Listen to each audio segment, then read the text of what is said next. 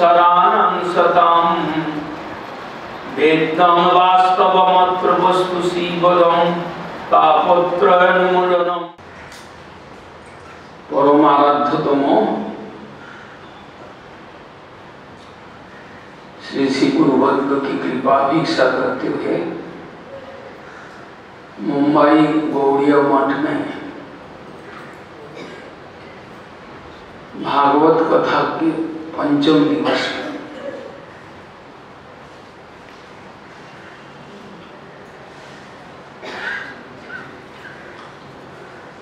गजेंद्र मोक्षण लीला वामन अवतार कथा अम्बरीश महाराज की कथा रामचंद्र अवतार की कथा श्रवण करते हुए आत्मशोधन करने का प्रयास करें।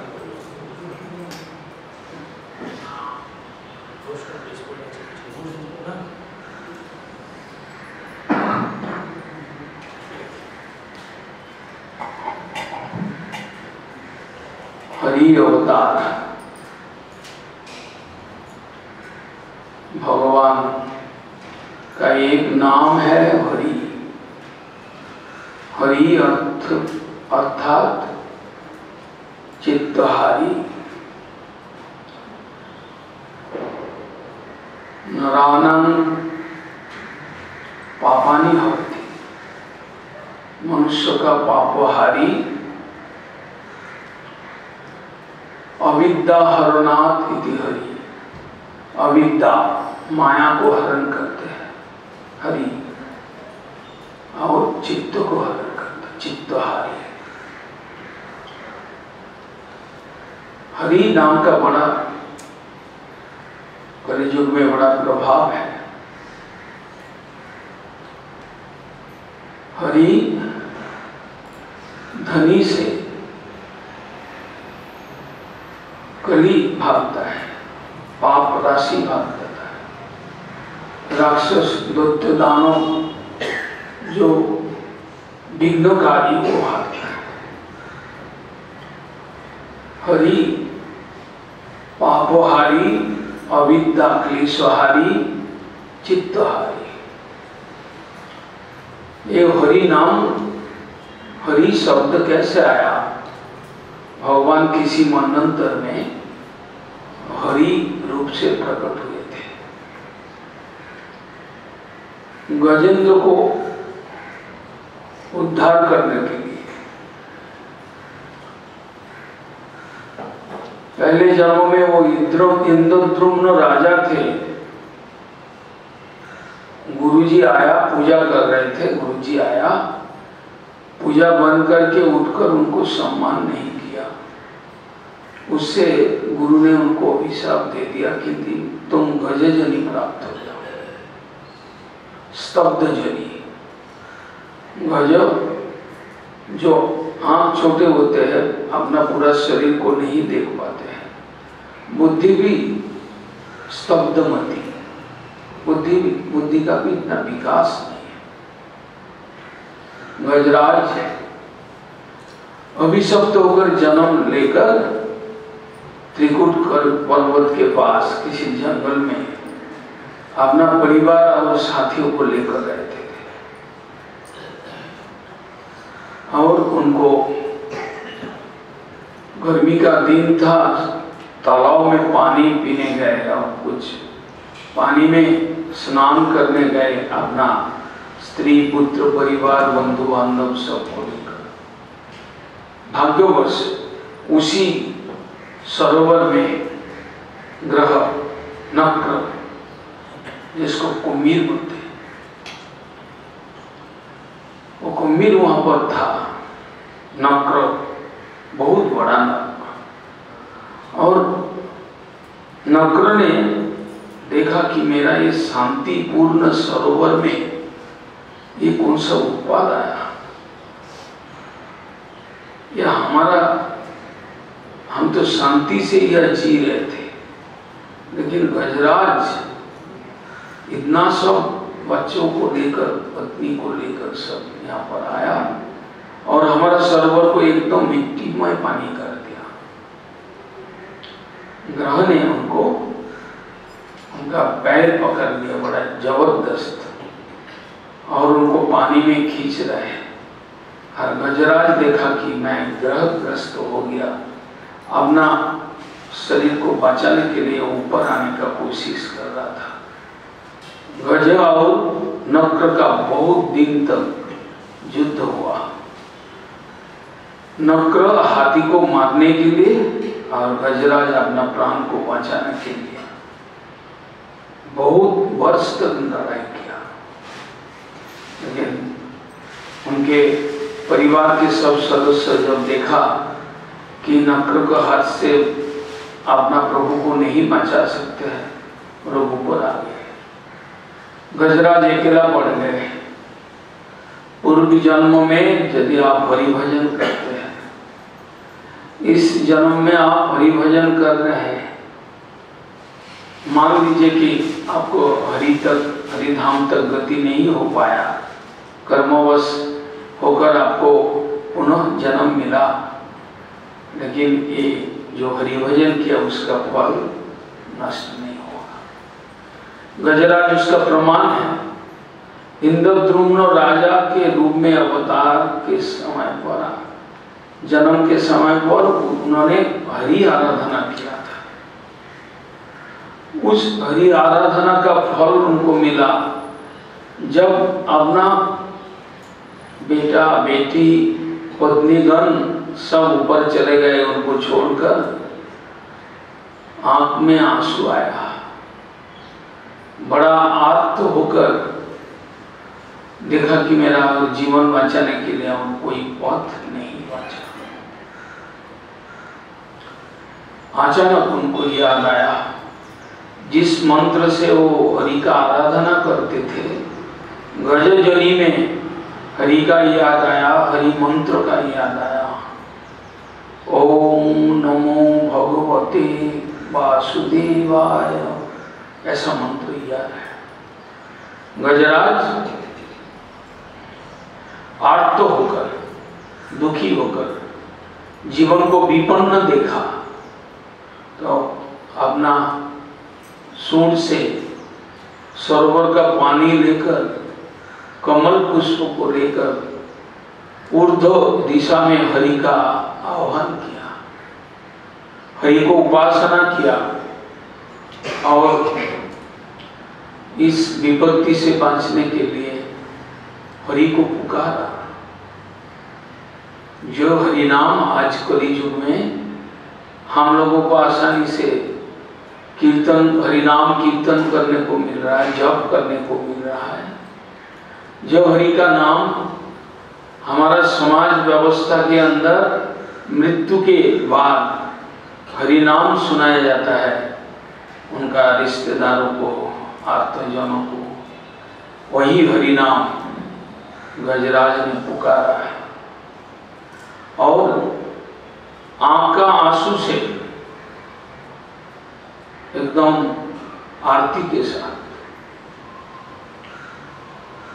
श्रीमद् भगवत गीता में कृष्ण अर्जुन को बोल रहे हैं, चतुर्विधा भजन्ते मां जना सुकृतिनो अर्जुन, आर्तो अर्थार्थी जिज्ञासु ज्ञानी जो वरदर्श। चार प्रकार के लोग हमारा भजन करते हैं हे अर्जुन। उनमें से आर्त जो दुखी है, आर्तो अर्थार्थी जिनको अर्थ लालसा है, जिज्ञासु जिनको प्रश्न आता है भीतर से मैं कौन हूं, और ज्ञानी, ये चार प्रकार के लोग हमारा भजन करते हैं। उनमें गजराज प्रथम है जो आर्त होकर हरि को पुकारा, बड़ा आरती के साथ पुकारा। तो हरि गरुड़ वाहन में वहां पर पहुंचे, देर नहीं किया। साधक को साधना में, आरती आने में, प्राण आने में देर होता है, लेकिन भगवान को आने में देरी नहीं होता है। मेरा अंदर कमी रह सकता है, मेरा प्रार्थना सुनकर हरि देर से आते हैं या नहीं आते हैं वो मेरा प्रार्थना के ऊपर है। गजराज उनका पूर्व जन्म का किया हुआ जो हरि आराधना का फल स्वरूप उनको हरि नाम याद आया, हरि का मंत्र याद आया, आर्त होकर उन्होंने पुकारा तो भगवान हरि अवतीर्ण होकर वहां पर पहुंचे।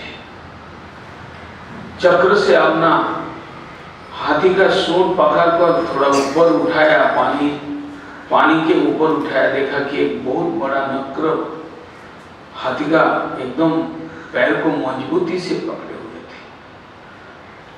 जल में चक्र चलाया, जल में गज को ग्रह ने घेरा, जल में चक्र चलाया। हरि सुदर्शन अपना चक्र से नक्र को गला काटा और हस्ती को छोड़ा दिया। हस्ती गजराज अपना प्राण लेकर ऊपर आए। ये गजेंद्र मोक्षण लीला है। हमें केवल कथा सुनने से, कहानी सुनने से नहीं बनेगा। हम हरिनाम करते हैं तो हमारा अंदर आरती कहाँ, जो हरि हमको दर्शन देगा। हमारा अंदर वो धन्य दीनता, हमारे अंदर वो क्रंदन, आरती, धन्य, क्रंदन, प्रार्थना, ये सब भक्तों के धन है। इसके बिना आप भगवत कृपा को आकर्षण नहीं कर सकते। भगवत कृपा तो भगवान ने अपना कृपा को तो करुणा सिंधु है। भगवान अपना कृपा को वितरण कर रहा है हमेशा, लेकिन वो कृपा आपके तरफ आते नहीं। क्यों? आपका पात्र ठीक नहीं है। कृपा तो तरल वस्तु है, वो आपका पात्र चाहिए।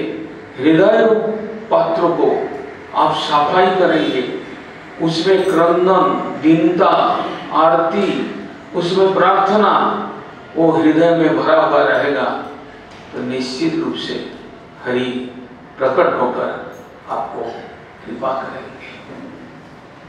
इस तरह से गजेंद्र मोक्षण लीला। इसके बाद भगवान वामन अवतार का कथा।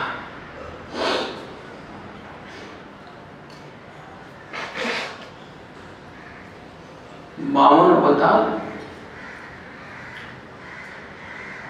आत्मनिवेदने बलिर अभूत।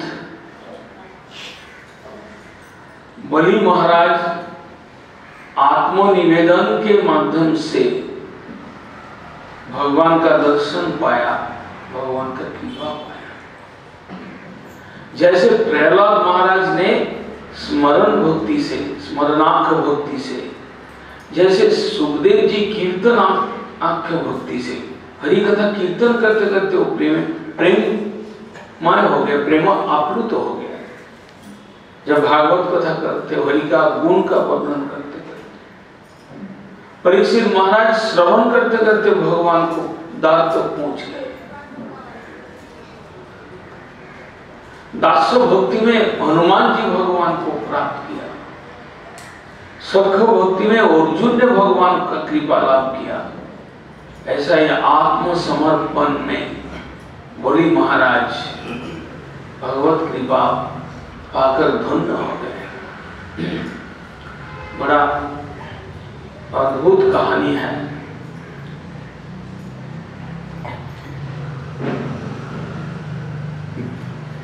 अद्भुत कथा। भगवान हमेशा देवताओं के पक्षपाती ऐसा दिखाई पड़ता है। देवता लोग कोई विपत्ति में पड़ जाते हैं, हरि उनको बचाते। और असुर लोग अपना कर्मों के फल से, हिंसा, देश, मात्सर्य के कारण हरि का कृपा जल्दी नहीं पा सकते। असुर और देवता को बीच बीच में लड़ाई होता है। कभी असुर लोग हार जाते हैं तो कभी देवता लोग हार जाते हैं। एक समय असुर लोग जीत गए रण में, और देवताओं को सब भगा दिया, अपना स्थान च्युति हुआ, इंद्र का स्थान च्युति हुआ। देवताओं ने भगवान का शरण लिया, दैववाणी में सुने इंद्र आदि देवतागण अभी तुम लोग का समय ठीक नहीं है। काल प्रतीक्षन्ते देवा, काल बड़ा बलवान है, कभी हम लोग के जीवन में आ जाता है विपत्ति काल के कारण। ऐसा देवताओं के ऊपर भी काल कभी कभी बड़ा विपत्ति ले आकर पहुंचते हैं। देवता लोग सब सर्वच्युत हो गए। अब बलि महाराज अपना अधिकार जमा लिया। बलि महाराज जो हिरण्यकशिपु के पुत्र प्रहलाद के पोता है बलि महाराज, उस वंश में आया। असुर वंश में तो जरूर आया, लेकिन प्रहलाद जैसा भक्त के वंश में आया, इसलिए उनके अंदर कुछ संस्कार था। संस्कार एक ऐसा चीज होता है कि वो कब खुल जाएगा, कब आपका भाग को खोल देगा, उसका कोई हिसाब नहीं है, नहीं जान सकते आप।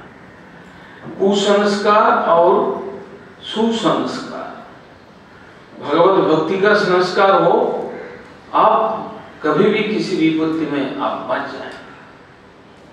कुसंस्कार हो आपके अंदर, खराब संस्कार हो, तो कभी भी आप विपत्ति में पड़ जाए, आपका सहारा नहीं मिलेगा। बलि महाराज बड़ा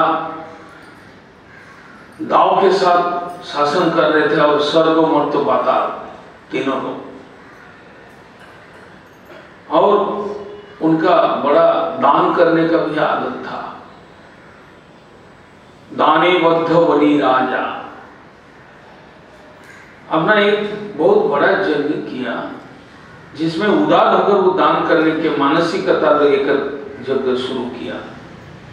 और ऐसे समय पर भगवान वामन देव नाटा रूप में आविर्भूत होकर उनके पास पहुंचे। बटुको वामन रूपो, एक छोटा 6 साल का बालक जैसा देखने में लग रहा है, सुंदर रूप, उनका शरीर से ज्योति निकल रहा था। छात्री लेकर खड़मा पहनते हुए धीरे धीरे वो बलि महाराज का यज्ञ स्थल में पहुंचे। यज्ञ स्थल में जैसे पहुंचा, बलि महाराज अद्भुत वामन रूप को देखकर उनको सम्मान किया, उनका चरण धुलाया, चरणोदक चरणामृत सब के सब परिवार के सब लोग पान किया, मस्तक में धारण किया। बाद में वो बलि महाराज वामन देव को कहते हैं, हे ब्राह्मण वर, आपको क्या चाहिए, मैं आज दान देने के लिए तैयार, आज मेरा यज्ञ है। तो कहते हैं वामन देव की कपटता, छलना, कभी कभी भगवान छलना भी करते हम लोगों से, उनका राइट है।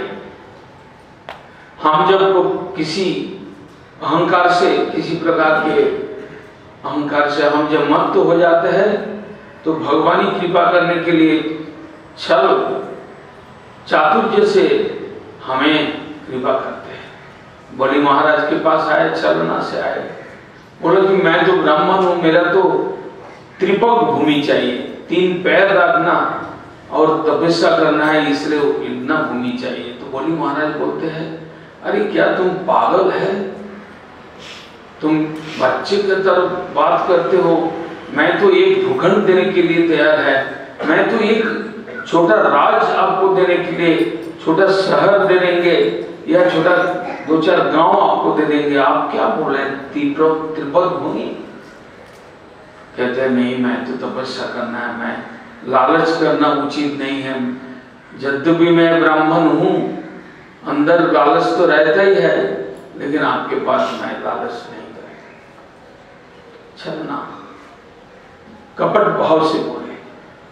और वो गुरु शुक्राचार्य दत्त कुल के, वो बड़े पाके हुए चूल था और बुद्धि भी उनका पका हुआ था।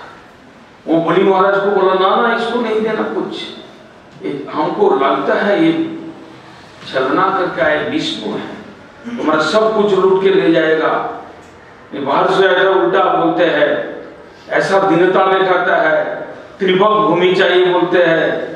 ये छल कपटाई से तुम्हारे पास सब ले जाए। बलि महाराज उससे पहले तो ब्राह्मण को बोल ही दिया कि आप जो चाहेंगे सो देंगे।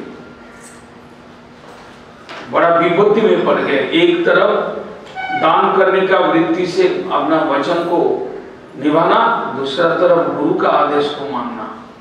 ये विपत्ति में पड़ गए, कौन सा करना है उचित है। कुछ देर तक बलि महाराज ने सोचे और उनको अपना परिवार की तरफ से भी सहायता मिला, सद्बुद्धि मिला। सोचकर बलि महाराज कहते हैं कि मैं आपको त्रिभुवन भूमि देंगे, संकल्प करता हूं। गुरु का बात को ब्राह्मण असम्मान किया। बलि महाराज शुक्राचार्य का बात को नहीं माना। बलि शुक्रम इव भरत मातृ इव, भगवान का सेवा के लिए प्रहलाद महाराज पिता को नहीं माने, उनका विचार को नहीं सम्मान किया। भरत महाराज माता कैकेयी का बात को सम्मान नहीं किया। वो रामचंद्र भगवान है, उनका सेवा में बाधा डाली। जब तो पत्नीगण अपना पति को बात नहीं माना, जब कृष्ण अन्न लेने के लिए नजदीक आए थे गोचारण करते करते, पिता न सुस्यात् सजनो न सुस्यात्। आप पिता माता तो बन सकते हैं, आप थोड़ा बच्चे को सर्विस तो दे सकते हैं, लेकिन जन्मदाता पिता नारे प्रारब्ध खंडाई थे। पिता बच्चों का संस्कार, बच्चों का जो कर्मों फल को नहीं टाल सकते। पिता माता सद्बुद्धि नहीं दे सकते हैं। सद्बुद्धि मतलब भक्ति करने का, भगवत सेवा करने का बुद्धि नहीं दे सकता, क्योंकि उस संसार के एक माया का जाल के अंदर वो आबद्ध है। इसलिए अपना लड़का को या अपना बच्चे को हरिभजन करने के लिए, हरिमति देने के लिए भी उनका पास क्षमता नहीं है। बलि महाराज सोचे कि भगवान का सेवा करने के लिए यदि गुरु बाधा देता है तो वो गुरु नहीं है। गुरु न सुस्यात्। भगवान यदि गुरु का वाक्य सत्य है तो ये ब्राह्मण रूपी भगवान मेरा पास आया, इनको दान देना इससे उत्तम ग्रहीता, दान ग्रहण करने वाला इससे उत्तम और कहां मिलेगा, कब मिलेगा मेरे को तो आज उत्तम ग्रहीता मिल गया जो दान लेने आए।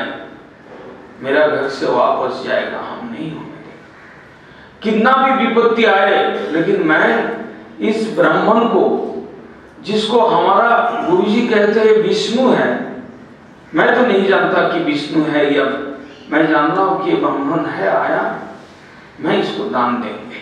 संकल्प किया। संकल्प खत्म होते ना होते ही भगवान का नाटक शुरू हो गया। उधर वामन देव क्या किया, अपना शरीर को फुलाया, एक पैर से पूरा मर्त्यलोक पृथ्वीलोक को छेद लिया, दूसरा पैर ऊर्ध्वलोक सर्वलोक आवृत कर दिया और कहते कि मैंने संकल्प जब किया, आपका पैर तो दिखाइए। भगवान उरुक्रम बन गए, अपना उरुदेश से और एक पैर निकालकर बहुत फुलाया और इतना बड़ा चरण है। बलि महाराज जी बोलते हैं, भगवान आप मेरा मस्तक में चरण रखें, मेरा मस्तक मेरा है, आपका नहीं है। मेरा ये शरीर मेरा है, तो शरीर लेने के लिए आप छलना करते हैं, मेरा मस्तक में आप पैदा कीजिए। बलि महाराज ने सोचा कि भगवान को यदि आत्मसमर्पण कर दिया जाए, उससे देखा जाए कि क्या फल बनता है। आत्मसमर्पण कर दिया, देह को अर्पण कर दिया। भगवान ने उनके अपना पैर उनका मस्तक पर रखे और उनको एकदम नीचे ले लिया।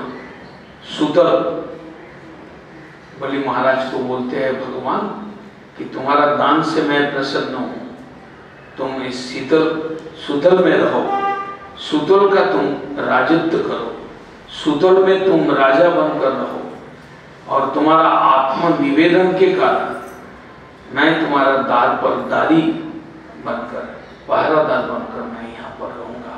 तुम्हारा कोई भी विपत्ति तुमको स्पर्श नहीं कर पाएगा। आत्मसमर्पणे बलि मौत। आत्मसमर्पण में बलि महाराज कृतार्थ हो गए।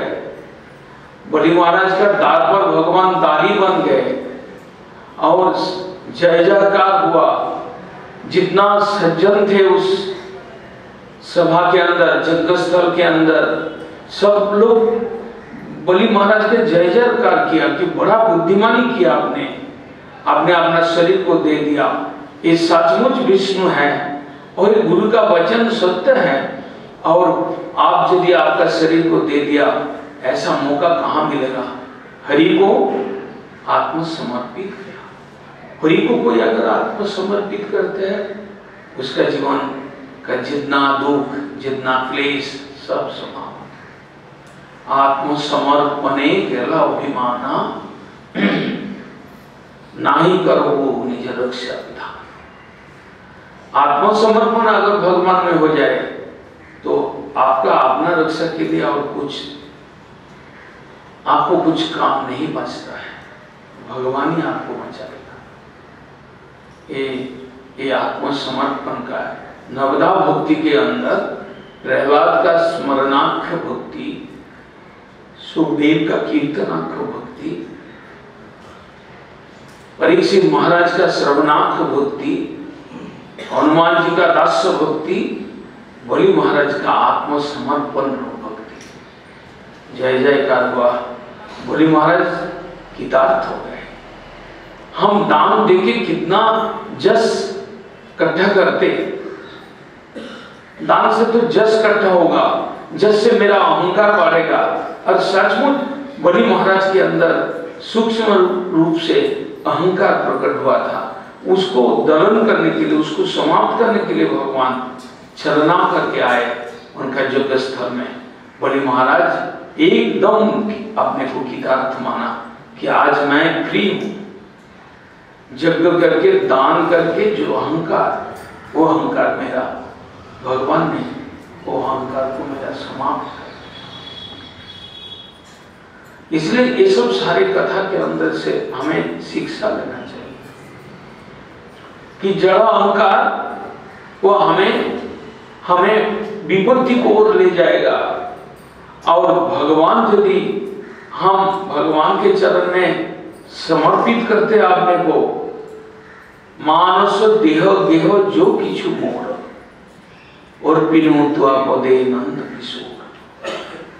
नंद किशोर को अगर आप समर्पण कर देते, आत्मसमर्पण, उससे अच्छा शांति, उससे अच्छा सुख, उससे अच्छा आनंद और किसी चीज में नहीं है। बलि महाराज ने दिखाया और भगवान ने उनको कृपा कर दिया। उनको छलना के माध्यम से उनको कृपा कर दिया। इस तरह से बलि महाराज का कथा आत्मा स्कंद में आता है।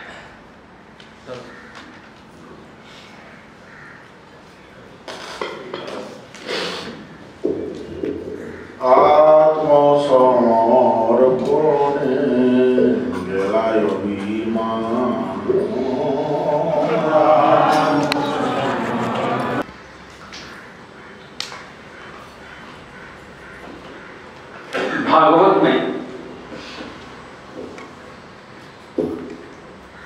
प्रसंग क्रम में ऐसा शिक्षा देते हैं भागवत, जो आप जीवन के किसी भी समय, किसी भी अवस्था में आप हरि भजन कर सकते हैं। मातृगर्भ में रहकर प्रहलाद ने शुरू किया। पंचम वर्ष के बालक शिशु काल में ध्रुव ने शुरू किया। और अम्बरीश महाराज ने युवावस्था में हरिभजन करने का दृष्टांत रचा है। युवावस्था में जब आप संसार में लिप्त होकर, भोग में लिप्त होकर आप बड़ा तेजी के साथ अपना जीवन को गठन करते हैं। अम्बरीश महाराज एक दृष्टांत है, जिन्होंने युवावस्था में राज्य संपत्ति सबको एक साइड करते हुए भजन का प्रेफरेंस दिया था। ये स्वसागर पृथ्वी की राजा थे वो, और इक्ष्वाकु वंश में उनका जन्म हुआ। ब्रह्मा से जो स्वयंभू मनु और उस तरह से परंपरा से वो आए। एक महा प्रभावशाली राजा थे, एक प्रजानुरंजक राजा थे और एक भगवत भक्त राजा थे।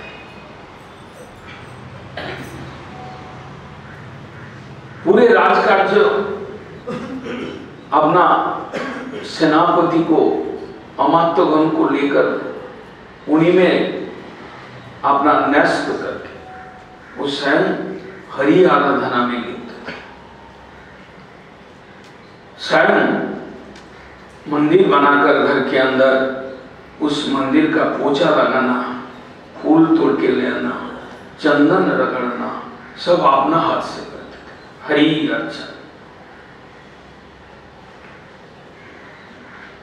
भागवत कहते हैं कि सबई मन कृष्ण पदारविंदयो वाचांसी वैकुंठ गुणानुवर्णने। महाराज युवावस्था में उनको भोग में रुचि नहीं था, मन को हमेशा भगवान का भजन में लगा कर रखते थे। सबई मन कृष्ण पदारविंदयो वाचांसी वैकुंठ गुणानुवर्णने। वाक्य से, जीवा से जो भी बोलते थे हरि कथा, हरि चर्चा का, हरि सेवा का बारे में बोलते।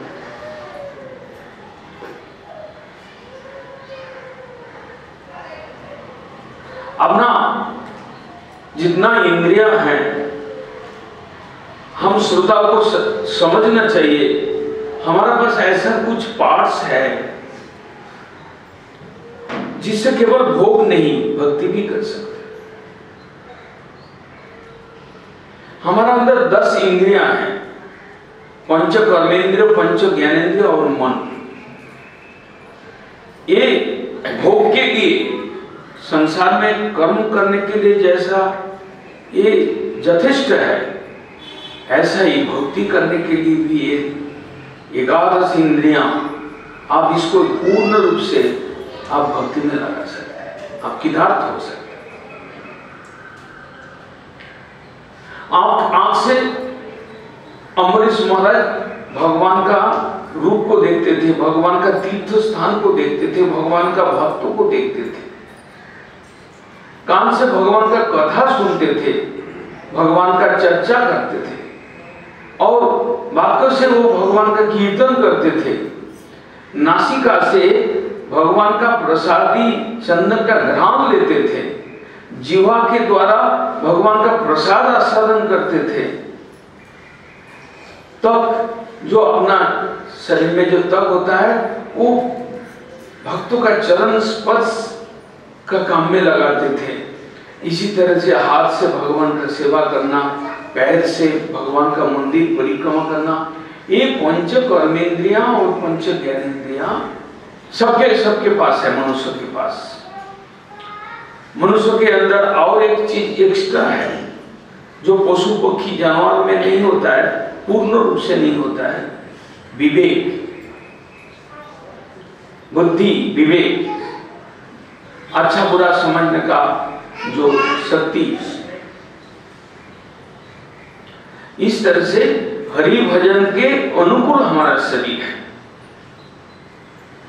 हम भोग में लिप्त होकर, हम ईश्वर को भूलकर, हम माया में बद्ध होकर, हमारा इंद्रिया बहिर्मुख स्वभाव ग्रस्त हो गया। हमारा कान सिनेमा का लारे लप्पा गान सुनने चाहता है, हमारा आंख भोग का दृष्टि से देखता है, ये अलग बात है, लेकिन इंद्रियां उसको उल्टा दिया जाए, भगवत काम में लगा दिया जाए, तो आप परमानंद प्राप्त कर सकते, परम धन को प्राप्त कर सकते। और अम्बरीश महाराज वो थे जो कि सागरा पृथ्वी के राजा होकर भी उनको भोग में रुचि नहीं था, उनको राज्य शासन में इतना आसक्ति नहीं था, उनको राज संपत्ति में उनको लालच नहीं था। वो हरिभजन करते थे और बातचीत रूप से आदेश देकर सेनापति और अमात्यगण को लेकर राज्य शासन करते थे। ऐसा उनका जस, ऐसा उनका प्रतिष्ठा पूरे पृथ्वी पर एकदम छा गए। सब लोग धन्य धन्य करने लगे कि ये अम्बरीश महाराज युवावस्था में इतना भजन करते हैं। लेकिन संसार में जब प्रतिष्ठा होता है तो किसी न किसी को हिंसा, किसी न किसी उसमें ईर्ष्या में पड़ जाते हैं। दुर्वासा ऋषि उनका प्रतिष्ठा को खर्ब करने के लिए आए और अम्बरीश महाराज जिस समय वृंदावन में जाकर, मधुबन में जाकर जमुना स्नान करते हुए संवत्सर एकादशी का व्रत पालन कर रहे थे। साल में पूरा जितना एकादशी दो करके जो एकादशी है बड़ा अच्छी तरह से पालन कर रहे थे और लास्ट में जो व्रत समाप्त करेंगे उसके लिए वो मधुबन में गए और जमुना में स्नान करते हुए दशमी, एकादशी और द्वादशी, ये 3 दिन का जो व्रत होता है उसको बढ़िया ढंग से उसको पालन कर रहे थे अपना पत्नी के साथ वहां पर जाकर वृंदावन में, ब्रजधाम में। और उनका एक संकल्प कि मैं अच्छी तरह से एकादशी व्रत को पालन करेंगे, हरि हमारा ऊपर संतुष्ट होगा।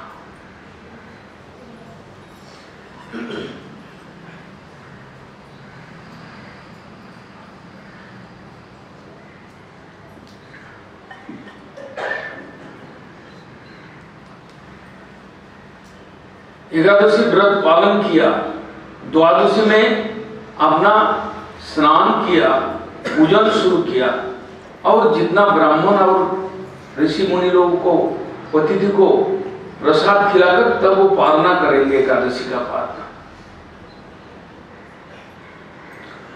पालना करने में थोड़ा सा टाइम बाकी रहा। अगस्त आपका दुर्वासा ऋषि वहां पर उनके घर पर अतिथि होकर पहुंचे, उनके जहां पर वो वृंदावन में भजन कर रहे थे कुटिया बनाकर। और दुर्वासा ऋषि ने कहा कि मैं यहाँ एकादशी का व्रत को तोड़ेंगे, मैं जमुना स्नान करके आ रहे हैं, आप व्यवस्था कीजिए। बहुत अच्छा भक्त है, सरलता है उनके पास और भक्ति धन है।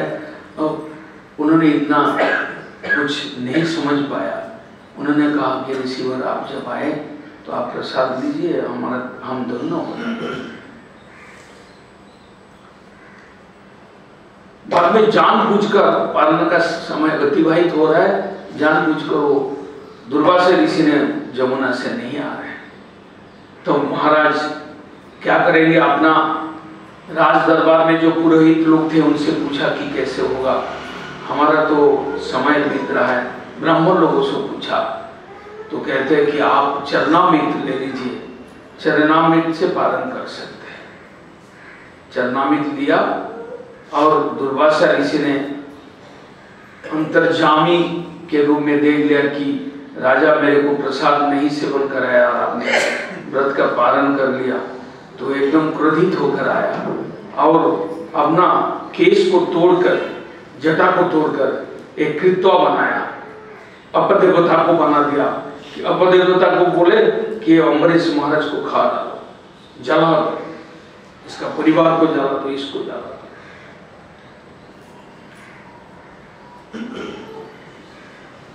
अम्बरीश महाराज तो विपत्ति में पड़ गए, हरिस्मरण किया कि कैसा मेरा तो अन्याय हो गया, अतिथि को नहीं खाने दिया।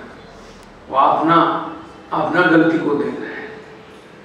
समय बढ़ने पर हम लोग कभी भी अपना गलती देखने के लिए तैयार नहीं है। हम मनुष्य का स्वभाव है, हमारा गलती नहीं उसका गलती है। हम दूसरे का दोष को देखते हैं, अपना दोष को नहीं देखते हैं। अम्बरीश महाराज उल्टा है, भक्ति के कारण वो सोच रहे मेरा गलती हो गया।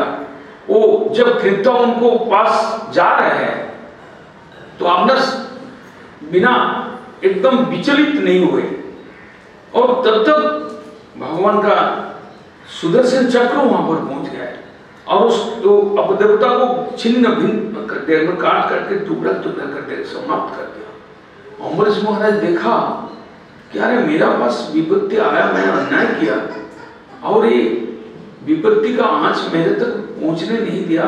भगवान का सुदर्शन चक्र, भगवान कितना दयालु है, उसको काट दिया, उस अपदेवता को छिन्न भिन्न कर दिया। लेकिन उतना ही नहीं, सुदर्शन चक्र दुर्वासा ऋषि को काटने के लिए उनके तरफ भागा। अब दुर्वासा ऋषि जो अपने में कॉन्फिडेंस नहीं था, कृष्ण भक्त निष्काम अतएव सावधान। अम्बरीश महाराज जब कृत्य आ रहे थे चुपचाप दस किया, जो भी होगा। लेकिन जैसे सुदर्शन चक्र दुर्वासा की तरफ भागे तो वो दौड़ने शुरू किया, बचाओ बचाओ बचाओ करते हैं। एकदम कई जगह पर घूमे, पूर्व से पश्चिम, उत्तर से दक्षिण, सब इतना उम्र था। दौड़ते दौड़ते देखा कि सुदर्शन चक्र उनका पीछा नहीं छोड़ रहा।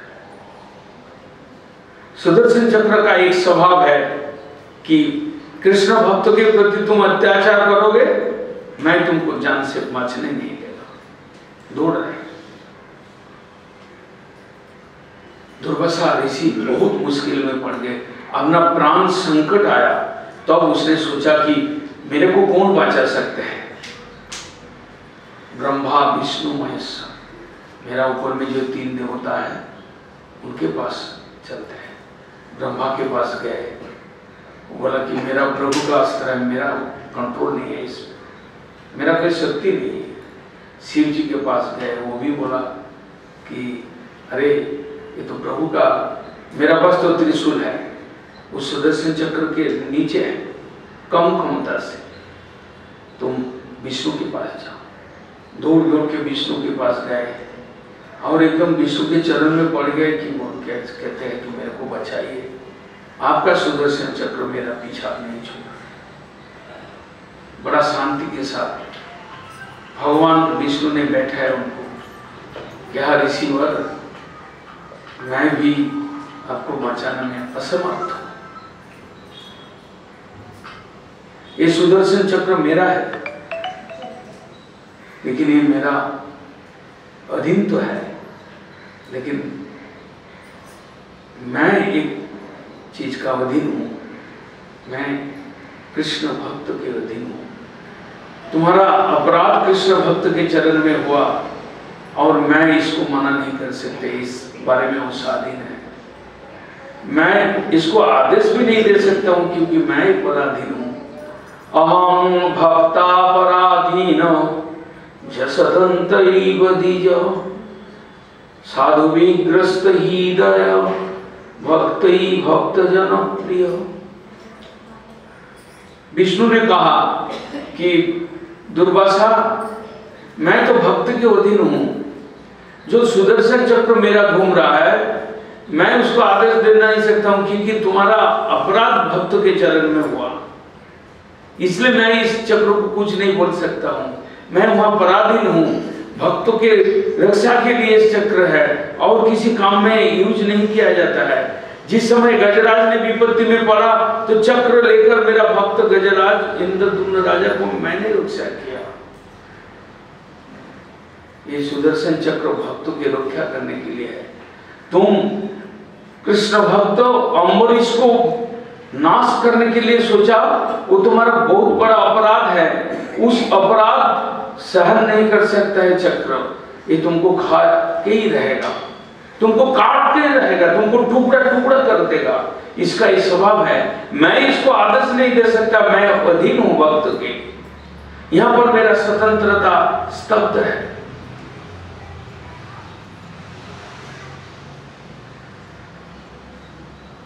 दुर्वासा ने मुश्किल में पड़ गया, चिंता में पड़ गए।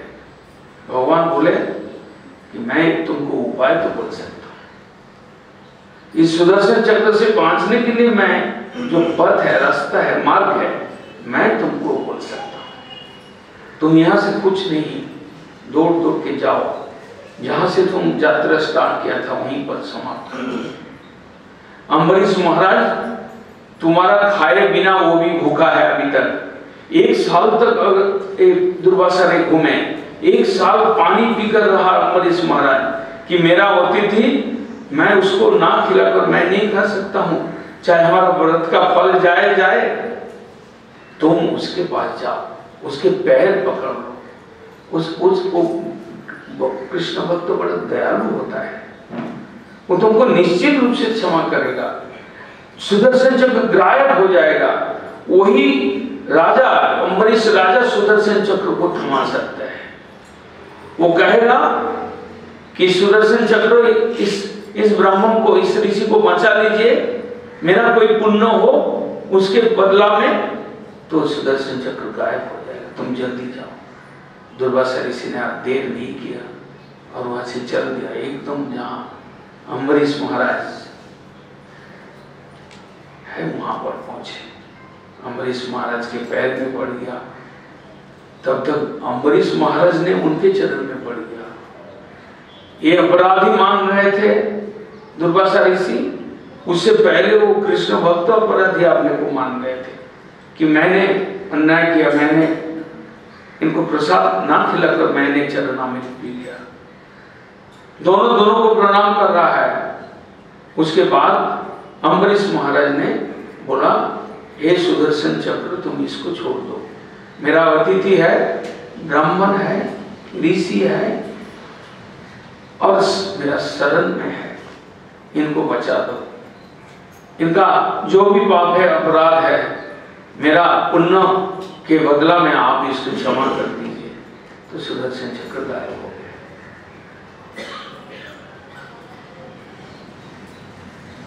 इस प्रकार का कथा है। आपके अंदर भक्ति हो, आपके अंदर परमा भक्ति हो, विशुद्ध भक्ति हो, भगवान भी आपके वशीभूत होकर रहे। भगवान आपका रक्षा करने के लिए सदा तत्पर है। और अम्बरीश महाराज ने कहते हैं, ये दुर्वासा ऋषि, अहो अनंत दासानां महत्तम वक्तु दृष्टो में, मैं आज कृष्ण भक्त की महिमा को देखा। मैंने उनके ऊपर गुस्सा किया, उन्होंने मेरा ऊपर गुस्सा नहीं किया। मैंने अपने को अपराधी नहीं माना, उन्होंने अपना अपराध माना। मैंने उनके लिए कुछ नहीं किया, उनको मारने के लिए आया, लेकिन उन्होंने मेरा जीवन दान किया, बचा लिया। ये होता है कृष्ण भक्त।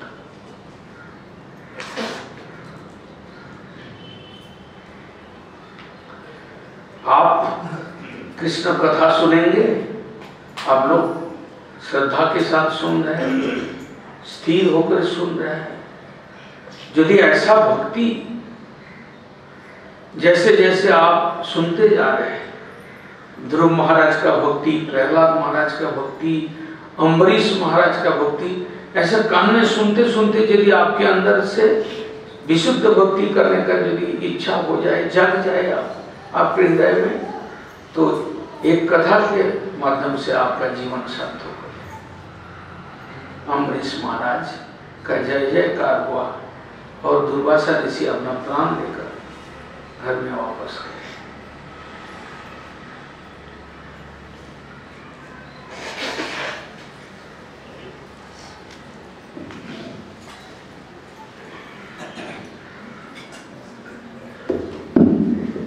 स्तुति जोगो तुमी प्रभु नवघोषाम। 9वां स्कंद में भगवान राम अवतार का कथा हम लोग श्रवण करें। शास्त्रों में विचार दिखाया कि भगवान कृष्ण है, भगवान राम है, भगवान नृसिंह है, भगवान वामन देव है, सभी भगवान है। इतना भगवान, भगवान एकम एवं अद्वितीय, भगवान अद्वैत नहीं करते हैं, दो नहीं है। कृष्ण को अवतारी माना और अवतार है राम नृसिंह वामन। भगवान रामचंद्र अवतार में गिना जाता है, लेकिन शास्त्र कहते हैं रामचंद्र परावस्था प्राप्त अवतार है, अर्थात शक्ति प्रकाश में, माधुर्य प्रकाश में और अवतारों से उनका महत्व अधिक है। कृष्ण अवतारी है, माधुर्य मंडित विग्रह है, माधुर्यमय विग्रह है, रसराज रसमय स्वरूप है। लेकिन भगवान रामचंद्र परावस्था प्राप्त होकर शक्ति प्रकाश में, वैभव प्रकाश में और माधुर्य प्रकाश में और अवतारों से उनका महिमा अधिक है। अर्थात कृष्ण के वादी नाम का नंबर आता है। भगवान रामचंद्र आया, क्या करने आया? हर एक अवतार का कुछ लक्ष्य होता है कि अपना परित्राणाय साधनाम विनाशाय च दुष्कृताम। ये तो जनरल कारण है। भगवान रामचंद्र कृष्ण आया, भागवत कहते हैं नरो देवोत्तम आपन्न सुरो कार्य चिकित्सया समुद्र निग्रहानदि चक्रे बिरजानी आतोपर। कहते हैं कि नर शरीर लेकर भगवान रामचंद्र नर देवोत्तम आपन्न देव कार्य चिकित्सया, देवताओं का कार्य करना था, देवताओं को रक्षा करना था, देवताओं के विपत्ति को दूर करना था, यज्ञ हो रहा था। भगवान रामचंद्र लक्ष्मण के साथ कैसर अवस्था में जो विश्वामित्र का युद्ध स्थल में बड़ा विपत्ति आ रहा था, ताड़कासुर आदि असुर को तीर धनुष से वध किए और यज्ञ का मर्यादा को रक्षा किया, साथ साथ असुर का विनाश भी किया भगवान रामचंद्र।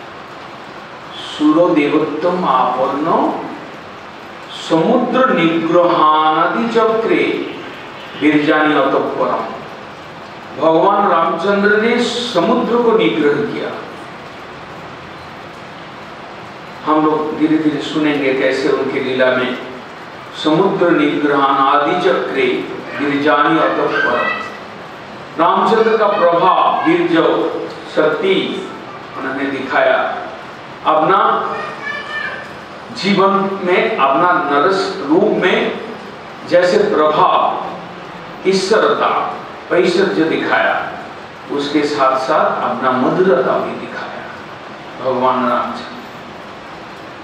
दशरथ के घर में 4 अंश में जन्म लेकर राम, लक्ष्मण, भरत और शत्रुघ्न, एक सब अंश लेकर भगवान रामचंद्र, और उन्होंने इस संसार में जो नर रूप को ले आया था वो बड़ा आकर्षक था।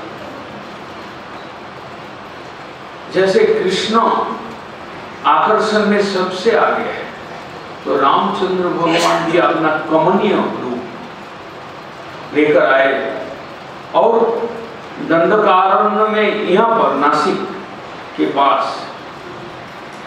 इस महाराष्ट्र में जब रामचंद्र आए वनवास के समय पर, उन्होंने ऋषियों का मन को मुग्ध किया, आकर्षण। दंडकारण्य चरार्यशील एक उदंड पाने, तीर धनुषधारी भगवान राम पितृसत्व पालन के लिए 14 वर्ष वनवास में घूमे। जिस समय उनका वनवास हुआ, ब्रह्मा तक रोदन किया। बड़ा दुखद स्थिति। रामचंद्र को सिंहासन में बैठाएंगे दशरथ, और उसके पहले दिन रात को कैकेयी कहता कि मेरा वर चाहिए, 2 वर। एक वर में रामचंद्र का 14 साल का वनवास, और दूसरा वर में मेरा पुत्र भरत राज सिंहासन में बैठे। संसार में प्रभु का लीला में ऐसे ही नाटक होता है। लेकिन भगवान रामचंद्र का जब वनवास सुने, सब लोग रोए। खुशी का लहर था अयोध्या के अंदर, और अचानक एकदम शोक का छाया। दशरथ को मानना पड़ा। दशरथ हृदय में दुखी थे। उसी दुख के कारण उनको इस संसार से विदा लेना पड़ा। मृत्यु के समय पर कौशल्या को कहा दशरथ ने कि मेरा ऊपर अभिशाप था, मैं मुनि पुत्र को शब्द वेदी भान से अंध मुनि, मैं उनका पुत्र, एकमात्र पुत्र को मार डाला था, और मृत्यु के समय वो अंध मुनि ने अभिशाप दिया कि जिन्होंने मेरा एकमात्र पुत्र, मैं अंधा हूँ, मेरा पुत्र को छीन लिया, उनको भी पुत्र शोक में ही मृत्यु होगा। एक दशरथ के ऊपर अभिशाप था। मृत्यु के पहले कहा कि मैं रामचंद्र का वनवास मैं सहन नहीं कर सकता हूँ, मैं जा रहा हूँ। आखिर पुत्र शोक में ही दशरथ का मृत्यु।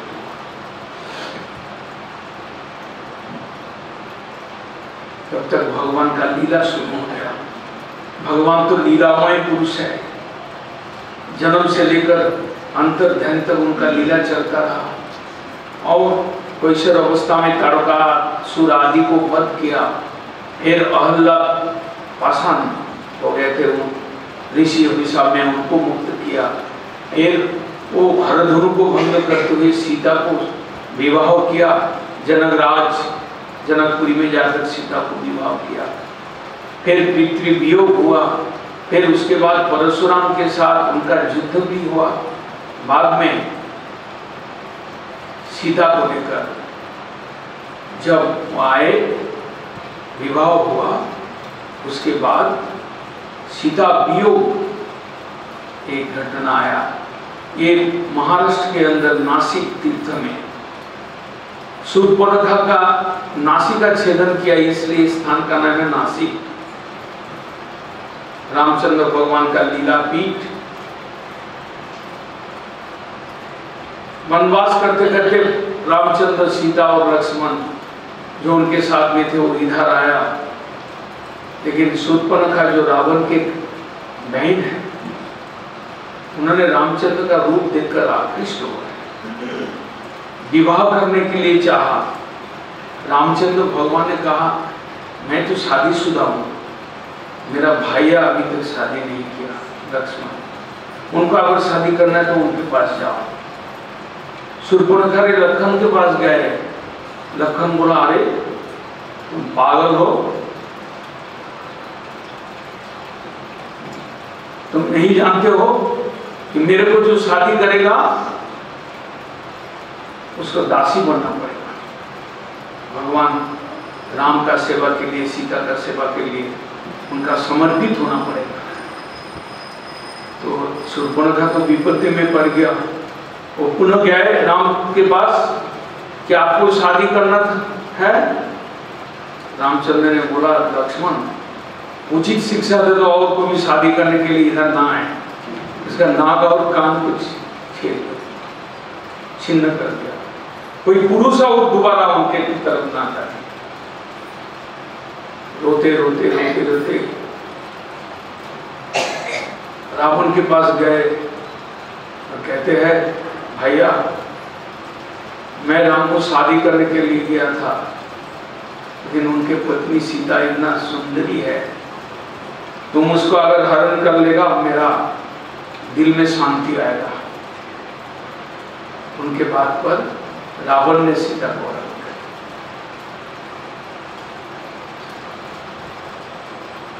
इसी तरह से भगवान का लीला में कितना चरित्र होता है।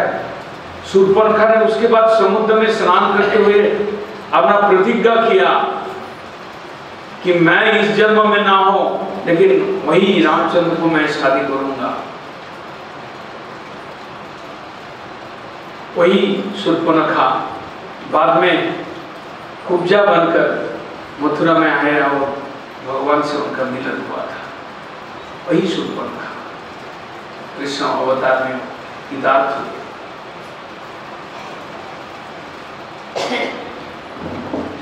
भगवान रावण तो सीता को चुरा कर ले गए और भगवान रामचंद्र एक तो 14 साल का वनवास झेल रहे, नंगा पैर में वैराग्य।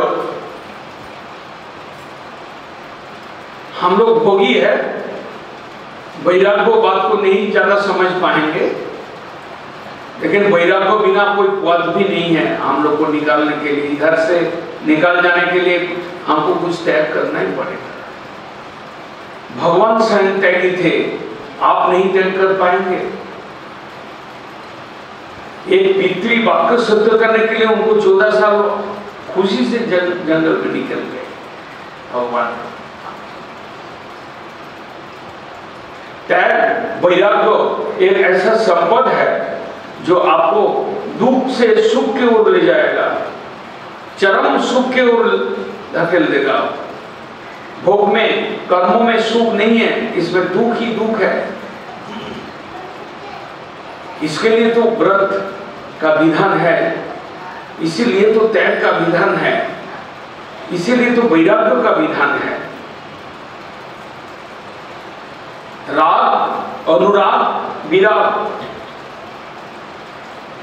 राग अगर प्रभु के चरण में हो जाए तो आपका सब कुछ खत्म काम, लेकिन राग और अनुराग यदि स्त्री पुत्र परिवार, रक्त मांस हड्डी से बना हुआ इस शरीर के प्रति हो जाए, चांदा का थली के ऊपर हो जाए राग अनुराग, तो आपका कष्ट ही कष्ट है।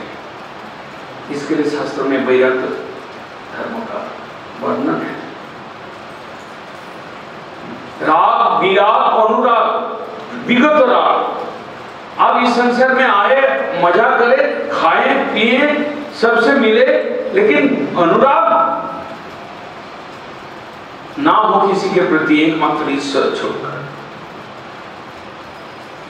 ईश्वर के भाव, ईश्वर के नाम, ईश्वर के तीर्थ, ये सब में आपका अनुराग हो जाए तो आप छुटकारा पा जाएंगे। लेकिन तो यदि नहीं विराग आया तो आपको जन्म जन्म दुख भोगना पड़ेगा, झेलना पड़ेगा। संसार यह पुरु दुख दुखम, दुख औषधम तदपि दुखम। भागवत बोलते हैं दुख से बांचने के लिए जो काम करता है वो भी दुख स्वरूप है। दुख औषधम तदपि दुखम। दुखों को हटाने के लिए जो मेडिसिन व्यवहार किया वो मेडिसिन भी दुख देता है।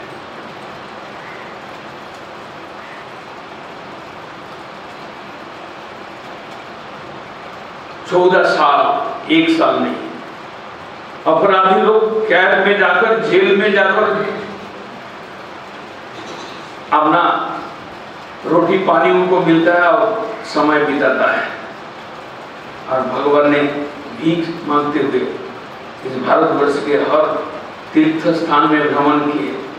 यहाँ पर नासिक में आए और फिर शूर्पणखा के कारण उनका पत्नी वियोग हुआ और बाद में रामचंद्र प्रभु अपना पत्नी को उद्धार करने के लिए दिखाया कि संसार में स्त्री धन कितना खतरनाक होता है। और भगवान रोते रोते सब जगह पर घूमे। उसके बाद सुग्रीव से मित्रता होता है। उसके बाद सीता को मालूम पड़ता है कि सीता को रावण ले गया, जटायु से भेंट होता है और भगवान वानर सेनाओं के साथ सीता को उद्धार करने के लिए लंका में जाने का तैयारी करते हैं। समुद्र निग्रहणादि चक्री विरजानिया पर समुद्र को निग्रह किया। जब लंका में जाएंगे रामचंद्र वानर सेनाओं के साथ समुद्र के पास आए और वहां पर पूजन किया, शिव जी का पूजन किया। उसके बाद समुद्र को कहा कि तुम रास्ता दे दो, हमको लंका में जाना है। 2 दिन 3 दिन तक वेट किया, समुद्र ने रास्ता नहीं दिया।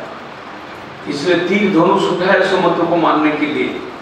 तब समुद्र देव प्रकट हुए, राम प्रभु के पास में आकर हाथ जोड़ के कहा कि प्रभु मैं आपके दास हूं, आपको रास्ता देना तो मेरा कर्तव्य है, लेकिन मैं चाहता हूं आप हमारे ऊपर से एक सेतु निर्माण करें जो कि जुग जुग तक ईश्वर भक्ति का, नाम का, प्रभाव का प्रचार चलते रहे।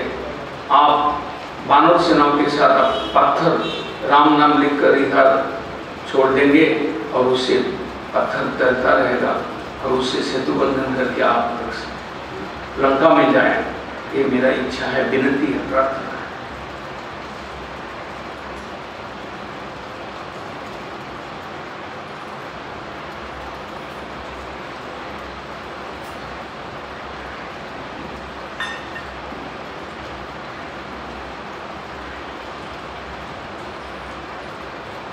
भगवान वानर सेनाओं के साथ लंका में जाने के लिए सेतु बंधन किया, समुद्र को निग्रह किया और उसके ऊपर से सेतु बंधन किया। कैसे सेतु बंधन हुआ?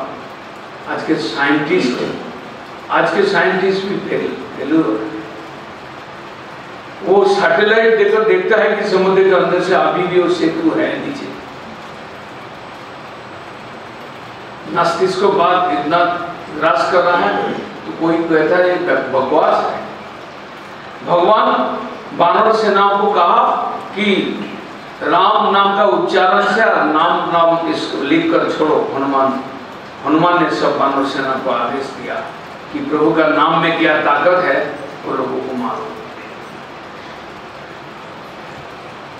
त्रेता जुगे थे এই सिंधु जलेते शिला भेसे छिलो এই नामे করে। जय श्री राम करके घोष के साथ पत्थर ने नाम राम लिखकर छोड़ा और पत्थर तैरने लगा। बहुत सारा पत्थर से भगवान सेतु बना था। काठ बिल्ली जो है वो काठ बिड़ाली वो आकर उसमें सहायता किया। भगवान ने उनको आशीर्वाद दिया। बाद में भगवान लंकापुरी में जाकर जब रावण से युद्ध होता है उससे पहले विभीषण आ गए राम के पक्ष में। विभीषण ईगो भ्राता को त्याग करने के लिए विभीषण उसका एग्जाम्पल है। अपना रावण का साथ छोड़ दिया क्योंकि वो दूसरे का पत्नी को ले आया और भगवान के प्रति उनका भक्ति नहीं, विरोधिता किया। इसलिए विभीषण उनको छोड़कर राम के तरफ आ गए और युद्ध करने में सहायता मिला। बड़ा प्रभावशाली युद्ध हुआ। रावण और कुंभकर्ण ये लोग कोई असुर नहीं थे, ये ऋषि का पुत्र थे रावण। और पिछले जन्म में भी इस स्वर्ग के वही वैकुंठ के दाली जय विजय।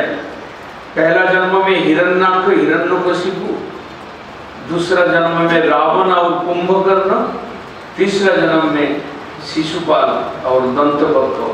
कृष्ण के हाथ में मृत्यु लेकर वो चले गए, परम गति को चले गए, वो अपना स्थान में पाओ। वही रावण है जो कि वैकुंठ के दारी जय विजय के दूसरा जन्म में रावण के रूप में आए विजय। और तुमुल युद्ध हुआ। भगवान रामचंद्र ने आखिर रावण को वध किया। रावण को वध किया, नास्तिकवाद को वध किया, रावण को वध किया, दुष्ट शक्ति को वध किया और सीता को उद्धार करके ले आते हैं। उसके बाद बहुत सारे कथा है। सीता को लेकर अयोध्या में आते हैं रामचंद्र और बड़ा खुशी का माहौल बन रहा है, जैसे दीपावली हो रहा है ऐसा उत्सव हुआ। लेकिन कुछ दिन के अंदर ही सीता को पुनराय वनवास में जाना पड़ा।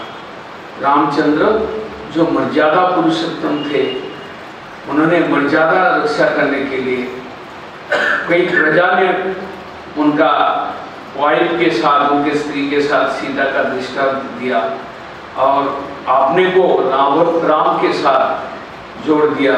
ये सुनकर रामचंद्र पुनराय लक्ष्मण के द्वारा सीता को वनवास में भेज दिया और वहाँ वाल्मीकि ऋषि के वहाँ पर जाके सीता का 2 पुत्र होता है, लव और कुश।